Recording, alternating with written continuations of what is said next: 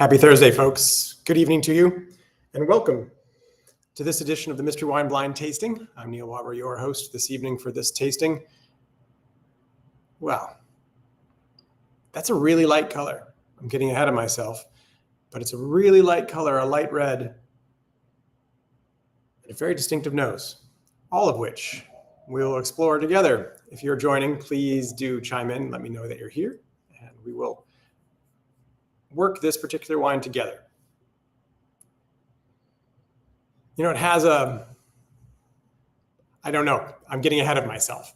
I jumped ahead just by the appearance. I jumped ahead by a quick sniff on the nose, but even knowing nothing about this wine, it has that sort of light red kind of profile that is reminiscent of some wines that you'd find in Austria. And I was thinking about lighter reds as I was preparing for this event this evening, and working a little bit on our upcoming wine event with Klaus Wittauer next week. Actually, we have some spaces available to explore the wines of Austria. And in fact, we'll do a seminar first, which will be really fascinating, delving into the Erste Lage kind of designation of first growths, if you will, the top designation of vineyards in Austria. And we'll get to taste side by side a wine that is a first growth single vineyard space and a wine that's a more general appellation. And so we'll get a chance to work our way through an understanding of Riesling and Gruner Veltliner and Pinot Noir, actually, which will be wonderful for the seminar, and then dive into dinner. Well, the Kavitskys are here. Bob and Dean, hello. I agree, Sarah. I don't think this is Tanat. We can say that probably pretty definitively, unless this is some kind of carbonic Tanat thing that somebody's messed with, but I don't know. Kristen and Johnny, good evening. Welcome. So nice to have you here. Natalie, too. Hello, Natalie. Great to have you with us as well. Well, what do you guys think? It's pretty definitively light in color. And so as we start with this particular wine, let's do it right from the beginning. The visual is clear, almost clear see-through, right? But as you swirl the wine, what do you get? As the rim forms on the outside and the tears stream down the outside of the glass, they form some legs. For me, it's great. They're moderately fast moving. They form and they hold, so we're probably in the moderate alcohol range. It doesn't tell us necessarily one thing or another, but gives you a good example. It's, to quote Matt Fitzsimmons, I probably am confident too in saying this is not an IPA. Which is great. We can rule out most likely beer. Cider, not necessarily, right? You could have like a fruit-based cider or something of that sort. So we couldn't totally rule that out yet, but I didn't see any bubbles in there. So a really light, kind of moderate profile of legs. This light color, is it tawny or brown to you, or is it just kind of a reddish color? How is it looking to you? A lot of times the lighter red wines have this appearance that makes them seem like they're a little bit aged because they're so light. And we would associate even a very rich wine with being aged as it loses some of its color in the form of sediment. I poured directly out of the bottle, of course, and just opened it. So nothing sedimentary kind of is in the glass. So I don't think we're looking at a lot of age per se, but a little bit of tiny bit of rim variation in color, but I don't think this is necessarily very aged. I don't know. I don't think so. There is a little bit of I think it's more about my background being dark, but there seems like there's a little bit of a brown hue. Tawny.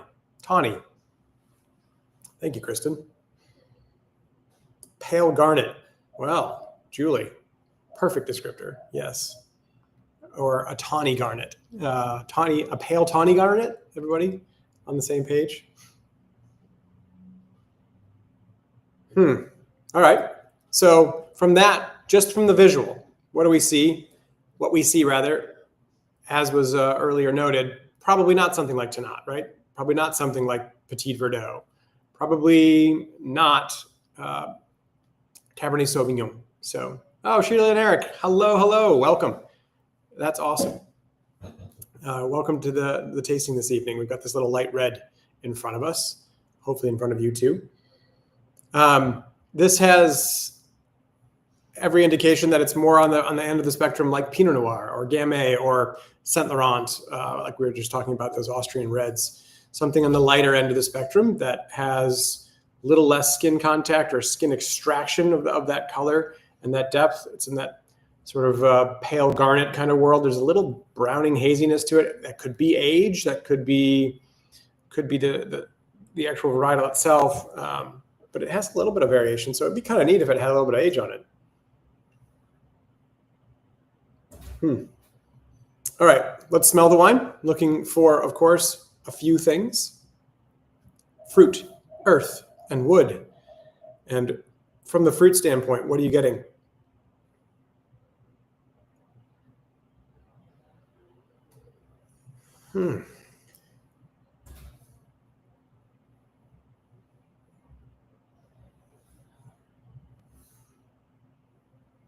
This is a lot of hard candy for me, like a lot of fruit candy.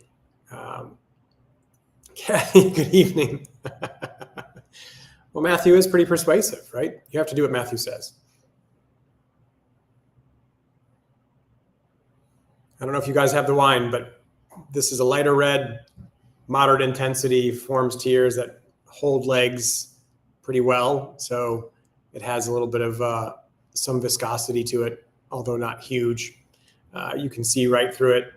It has a little bit of a tiny bit of a watery rim, maybe a slight tawny element toward the variation toward the center. Lots of red fruit, stewed fruits, cherry, hints of menthol, cardamom. Like Dean, it's like a cough drop.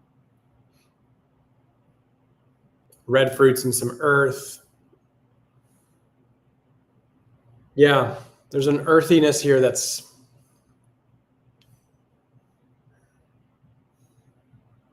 what is that? It's like the dried stems of herbal plants. Definitely cherry, red berries, anise. Nice. Okay.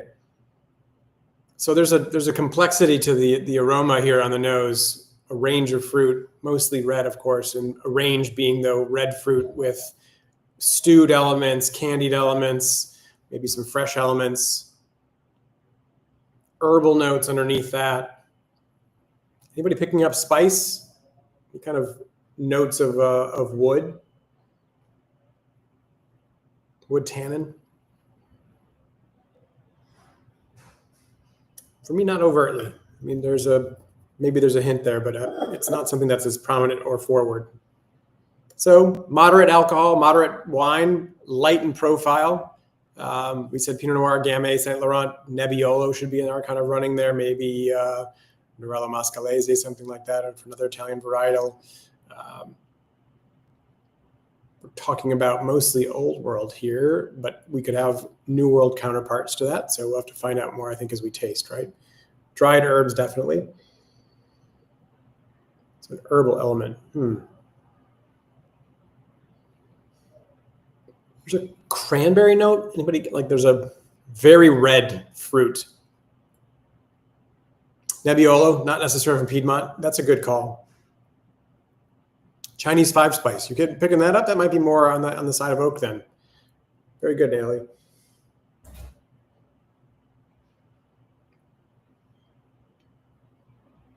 Okay, let's taste the wine.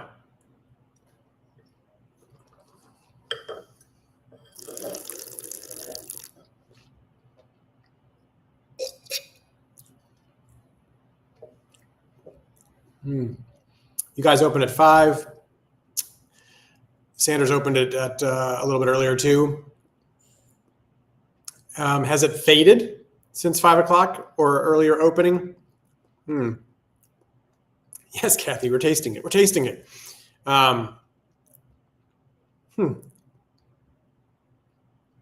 It's a lot of the experience up front, isn't it? Like if you parse out this experience on the palate, it's like maybe 10 seconds or so. And the first 5 seconds are about that fruit, a little texture, some acidity, not much tannin. And the remainder of the latter half, the last 5 seconds, more about the acid, a little bit of almost a bitterness. And it kind of tapers out. It like thins out.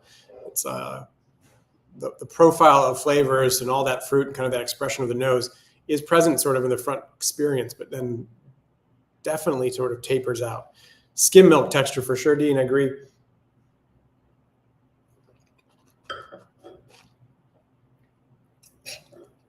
This is definitely heading more toward water. Yeah, I don't know, Kathy, about Nebbiolo here. It would have to be a pretty lean expression of Nebbiolo, not necessarily like Oolong, which giving you a little bit more ripeness and tannin expression. It's not really there. This is like flirting with rosé kind of texture. There's like skin contact here to get this color, obviously, but not a lot. But it's definitely more. So maybe this is a wine that has, I was about to say I should finish my sentence, definitely more than sort of like a 3, 5, 7, 8 hour kind of extraction for rosé. This is like a couple days, maybe a day, but it's not weeks long extraction to get everything out of it.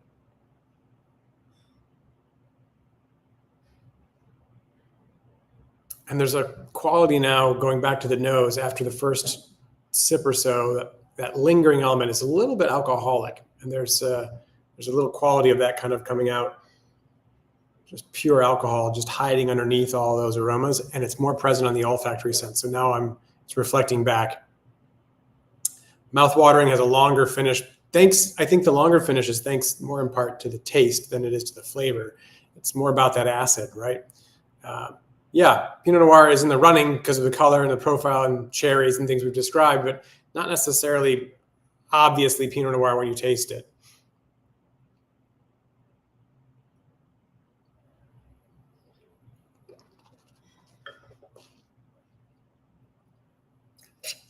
Yep, I think maybe that's where Kathy's heading in her note in terms of candied ...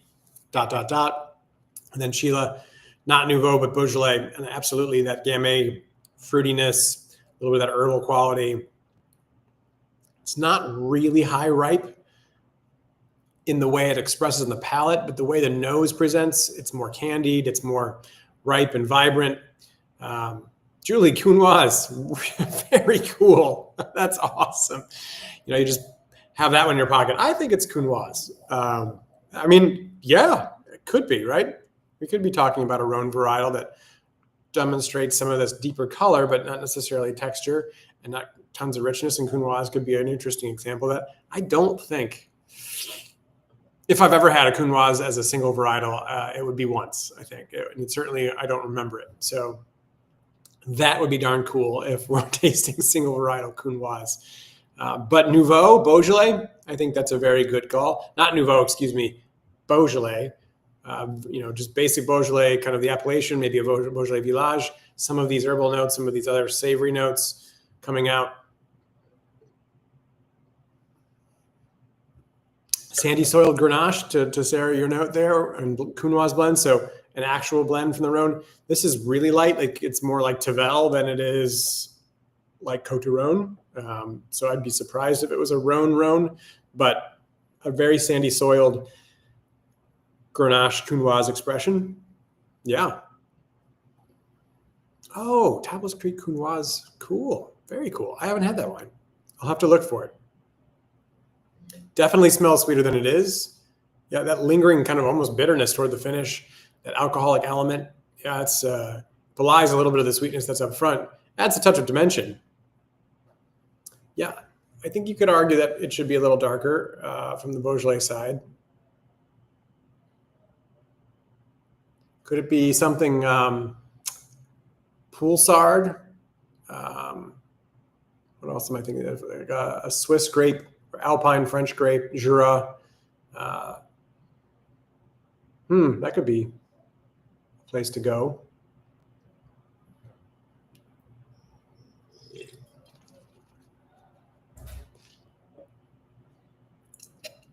What is the other P grape? There's Pinot Noir and Poulsard, right?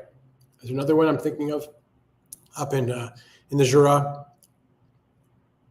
That has a savory note a lot of times. That'd be quite fun. Huh.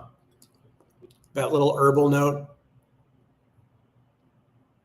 Pale version of GSM. Yeah, I mean, that's exactly what we're just talking about there. When you get Grenache kind of on the big rocks, it has a little bit more angularity to it, a little bit more grip. When you get it on deeper, richer soils, it has more intense flavors and richness, ventures into that dark fruit, sometimes that blue fruit. But when it's on sandy soils, it can be really delicate and light and elegant. And so you throw a little Grenache and Counoise together, and yeah, you could be talking about that type of wine. It's not worthy. It's definitely worthy of consideration.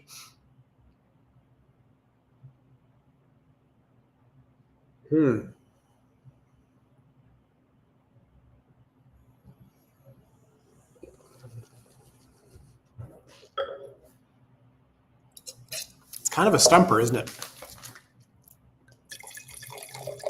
Because it has reference points to a bunch of things, but clearly not any one thing that would be obvious. And that's no great shocker at this point with Julie and now our teammate Jared helping kind of make selections. He hasn't made any selections just yet, but he'll be contributing to that program with Julie picking out wines for us. Okay, what else might it be? Ooh, there's a little sulfur note there now. Sulfur like cooked eggs. So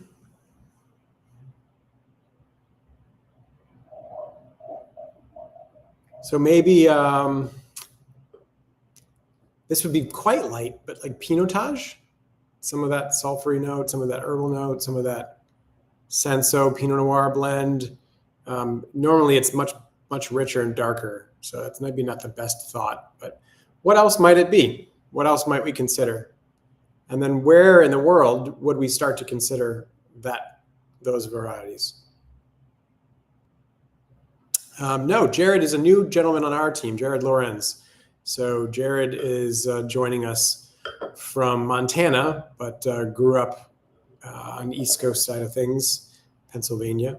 And he's just ventured back this way and joined our team. So he's got a great deal of wine experience, worked in the Carolinas too. So he is part of our team now. Asphalt, I'm not picking that up. So yeah, it's more of a reach, but Frappato is a really nice idea. That's cool. Frappato would be a lot of fun. A lighter expression, a little bit herbal. Yeah. That's a good call. You've got all the good calls over there. Just throwing out Counoise and Frappato. Yeah, right? Why not?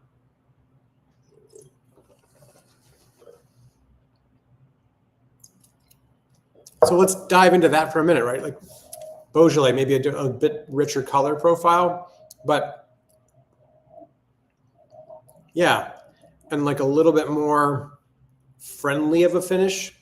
This isn't necessarily presenting that friendliest, kind of, it's not an unfriendly finish, but you know, there's a quality about this finish that's savory and making you work for it a little bit. The Beaujolais might be a little bit more giving, maybe. And if we're looking at Frappato and Sicily and a light red grape that really does work beautifully kind of for a summertime red and has a lot of dimension to it, yeah, could be an element there.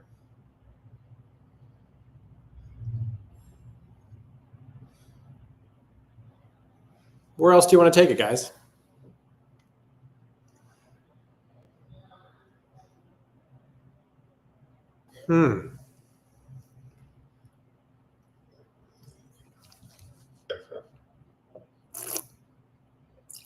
Let's recap.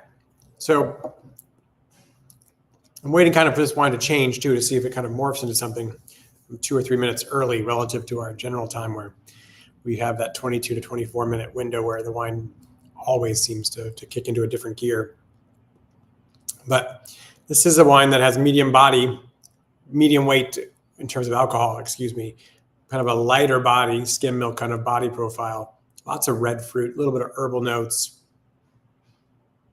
Is it something else we should consider? So Frappato, Gamay, Pinot Noir was in the running a little bit, perhaps. don't think necessarily Nebbiolo. We thought about Grenache, maybe kind of Grenache and Counoise, Grenache blend that has more of a sandy-ish soil, lighter profile. Spain. Yeah, you know what? Like we used to have a wonderful wine that this just flooded two options, I guess, two more options. Not helping the situation, adding more options perhaps. But we used to have a Figuera, I think it was called. That was a really lovely, light, sandy soiled Grenache. So that was Spanish. And then Bardolino. Remember when we tried Corvina? Corvina coming from Bardolino. That was a lighter, elegant, fun red. Dean, to your point about what you would pair with this, right? Yeah. Kenny, thank you for jumping in. Mencia. Absolutely. It doesn't, that's not impossible. Bierzo and Mencia, Spanish on that side.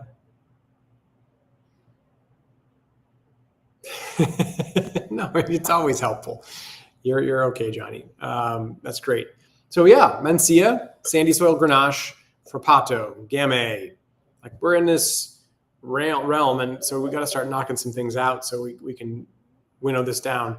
Saint Laurent we had thrown out early on with respect to Austria. Pinot Noir from somewhere like Austria or Germany, maybe. And then yes, back to the pairing. Sarah, yeah, I agree. That's a nice call. A light barbecue, right? Something with a high acid, vinegary-based barbecue, and not necessarily very rich food per se, but so maybe like chicken barbecue, for example. I don't think I would want this necessarily with like big juicy ribs, but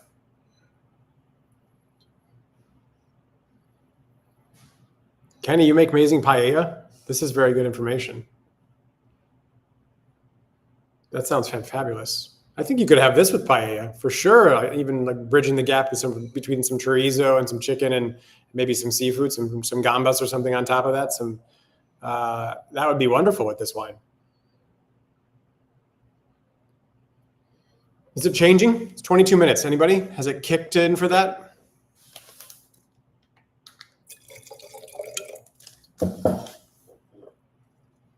Thanksgiving, that cranberry note, yeah. And that herbal note, the sage kind of, if you had like a sage stuffing, you had cranberry sauce, you had that dark meat turkey, yeah, you could drink the heck out of this. So there's still really a prominent herbal note too. It's like the fennel fronds.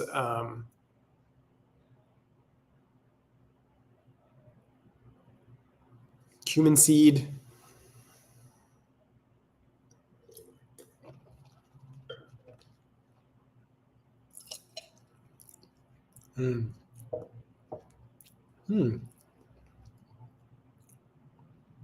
Yeah, it's lifted a little bit, and the tannins here are like an air mattress that was completely flat, and now it's been blown up a little bit. They're still lofty and pillowy, but they're not aggressive, but they're a little bit more prominent. They're present.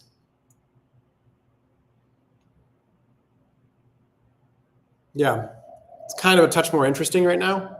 I think some of that back end bitterness and that astringency just needed some air to kind of inflate this wine.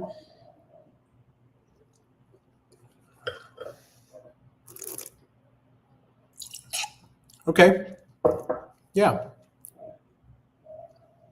I say that as though at the end of that, okay, yeah, I'm going to come to a greater understanding of what this is. And I'm not sure I did. So anybody else more clear? So we need to start chipping away at what this isn't. Is this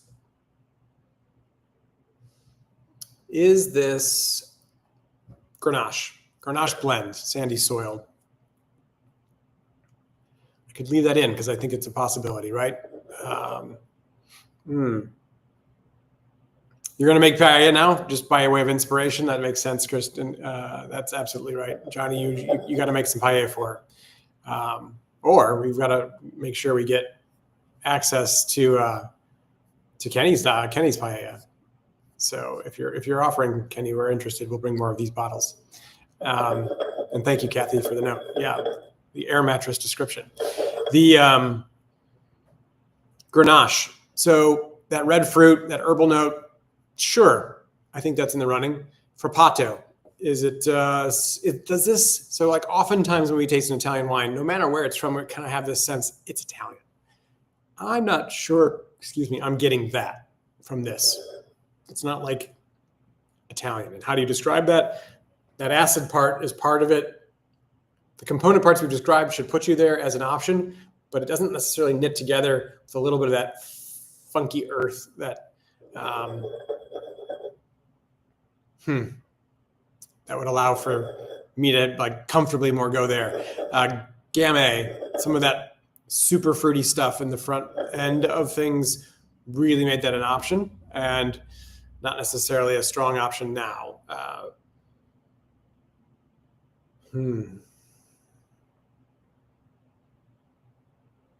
Spanish, the Mencia is a cool call. I like that call. Some of the Mencia that I've had has really got a little bit more intensity, a little more grip. This would be on the lighter side of Mencia. It's on the lighter side of a lot of things, but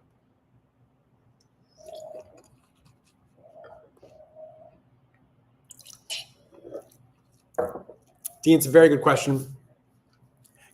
We've been talking about the Mediterranean, really focusing there. Could it be from a different, warmer climate like South Africa or Australia? I know from personal experience, it could absolutely be from Australia and the Grenache camp on some sandy soil. And I've had Grenaches that are light and elegant like this. I'm not sure where they would have got it, they being Julie. But that's what she does, right? She finds these little cool gems. So Grenache makes some sense. Grenache blend that has lighter soils, sandier soils, more draining porous soils.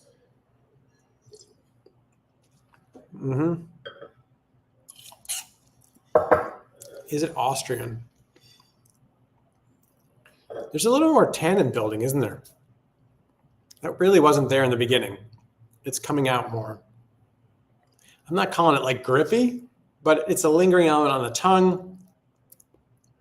It's not like even emerged up to the gums yet enough. It's just a little drying sensation on the finish. So this is a tough one. But you have to make a call. So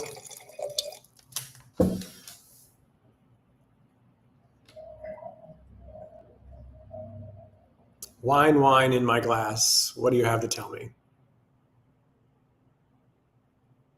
It's getting a little earthy now. Anybody getting sort of that slight manure funk?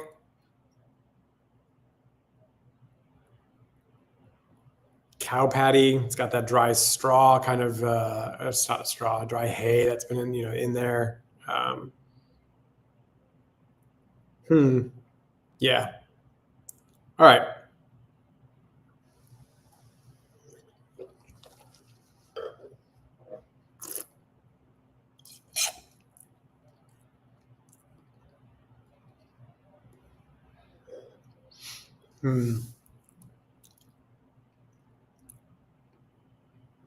Man, GSM Southern France, cool. Yeah, I think I'm there too. That Spanish element, is it Bierzo though too? I'm trying to reconcile that too. So you got funk right off the bat. I did not. So, I think there's a. Man, I don't know. It's a tough call. But to be a little bit different, that Mencia would be a fun call. So, in Spain, I think there's a quality about this that could be Spain. It's like that. Is it Southern France, Spain, and that sandy soil Grenache element? That would be very cool, very interesting. So, I'm with you on that. Sandy soiled Spanish Grenache. I'm gonna go there. It's younger, not younger. I mean, it's 2021, 2022, 3 to 5 years of age. Anybody else want to throw something out there? One more.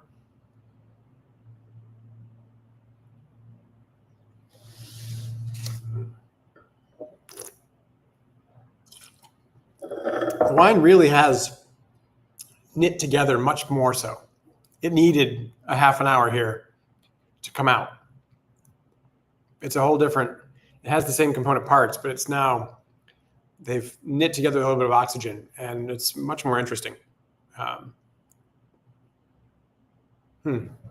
right, Spanish Grenache, sandy soil, 2021, 22, maybe 2020. Oh, well, how about that? How about that, guys? Grenache. But this is from the Sierra foothills. This is a Californian number. 14.3% alcohol. Whoa. The alcohol is there. Got that and picked that up. How cool is that? Neat. What's the vintage? 22. So 2022. Nailed it, Kristen. Well done there. Grenache, guys. Good job. We probably should have discussed new versus old much more. I mean, we just kind of breezed past it a little bit with reference to South Africa and Australia. We got the right planet. We got it right off the bat. We said it wasn't an IPA. Thank you, Matthew. You know, geez, we rocked it. This is a fascinating wine. Grenache from an atypical place. That question was even asked. Should we be considering something that's just not the norm? And this is definitely not the norm. Sierra foothills, so Central Valley and up into the foothills in California. So probably some old vine material, and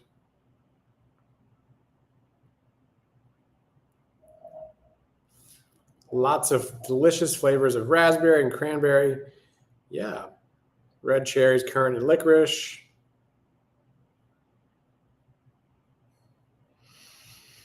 Cool.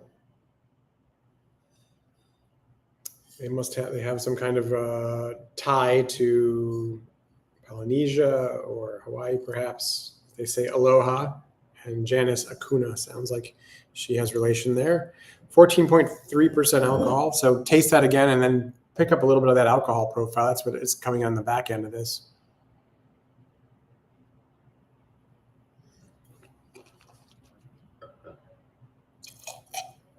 This would make an excellent Thanksgiving wine. And as a lighter expression, this is what is really fascinating about Grenache. It's a very hard grape to get to know. You know, it's a grape that has a lot of dimension and really truly does reflect place in a different way. Reflects soil type and composition. It gives you something totally different. So, yeah, I agree, Kristen. I mean, I liked some component parts of it. I liked the experience of picking those parts apart. But then this is, as the tannins have come out a little bit, as it's sort of inflated, it has grown more interesting. The alcohol isn't so out of whack. It's present. You can pick it up, but it isn't like burning. And certainly it's not like a in your throat kind of heating the taste. So yeah, I agree, Kenny. There isn't much coming from that area that's under 14. But this one wears a light color, not a super powerful extraction on the grapes themselves. So there's just sugar in the grape, but they didn't push this into black fruit territory as I might expect them to. There's an elegance to the expression, which makes it enjoyable. So a fun wine and a fun experience as always. So if you're around next week and you haven't already booked, join us. Let's taste some Austrian wine. Klaus is awesome. He's a true wealth of knowledge and decades of experience in Austria. He'll be joining us. So we look forward to getting a chance to spend some time with you, hopefully that week. We'll see you again. Kathy, maybe we can have a paella party too. That'd be great too. In August, we'll be doing Rosé and Tomatoes, one of our kind of classic events each year. That's coming up toward the end of that. I think this is single varietal. I mean, well, by law, at least it's 75% Grenache Noir. So there might be other things in there, but they're not really telling us about anything else than Grenache. On the back, they're talking only about Grenache. So I think this is 100% Grenache, Eric.